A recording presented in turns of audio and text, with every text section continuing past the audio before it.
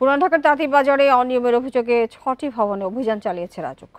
এর মধ্যে ২টি ভবন ভেঙে দেওয়া হয়েছে, জরিমানা করা হয়েছে ৮ লাখ টাকা। এছাড়াও এসব ভবন থেকে বৈদ্যুতিক মিটারও জব্দ করা হয়েছে। ঘিঞ্জি এলাকা পুরান ঢাকার তাঁতীবাজার।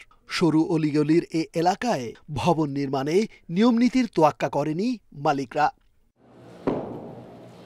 রোববার দিনভর ঝুঁকিপূর্ণ ও নকশা বহির্ভূত ভবন চিহ্নিত করে অভিযান চালিয়েছে রাজুক। ভেঙে ফেলা হয় অনুমোদনহীন ২টি বহুতল ভবনের বিভিন্ন অংশ। নোটিশ ছাড়া ভবন ভাঙায় ক্ষুব্ধ ভবন মালিকসহ স্থানীয়রা। কেন যে বলতেছে, কেন যে কাটতেছে বিদ্যুৎ লাইন, এটু আমাদের বলতেছে না। সিঁড়ি ভাঙছে, ছাদ ভাঙছে, পরবর্তী পরে মিউচুয়াল আন্ডারস্ট্যান্ডিং হয়েছে বললেই আবার সেইটাকে কমপ্লিট করছে। এখন আবার নতুন করে কি হয়েছে এই সম্বন্ধে আমার অভিজ্ঞতা নাই। আমরা হলো দোকানদার ভাড়াটিয়া, এখন সে বলতে আছে নিচতলায় নাকি কোনো মার্কেটের কোনো পারমিশন নাই। রাজুকের সমন্বিত অভিযানে জব্দ করা হয়েছে অনুমোদনহীন ভবন ও ব্যবসা প্রতিষ্ঠানের ৬টি বৈদ্যুতিক মিটার। এছাড়া নির্মাণাধীন ২টি ভবন মালিককে ৮ লাখ টাকা জরিমানা করেছে ভ্রাম্যমাণ আদালত। আমাদের পুরান ঢাকায় আসলে ম্যাক্সিমাম ভবনের নিচে আমরা দেখছি তারা কমার্শিয়াল ইউজ করছে।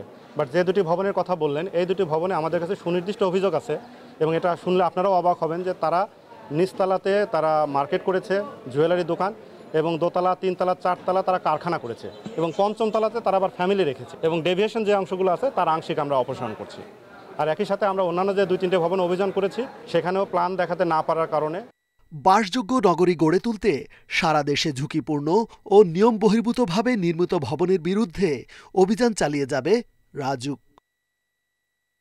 রেজওয়ানুল হক, ইন্ডিপেন্ডেন্ট নিউজ, ঢাকা।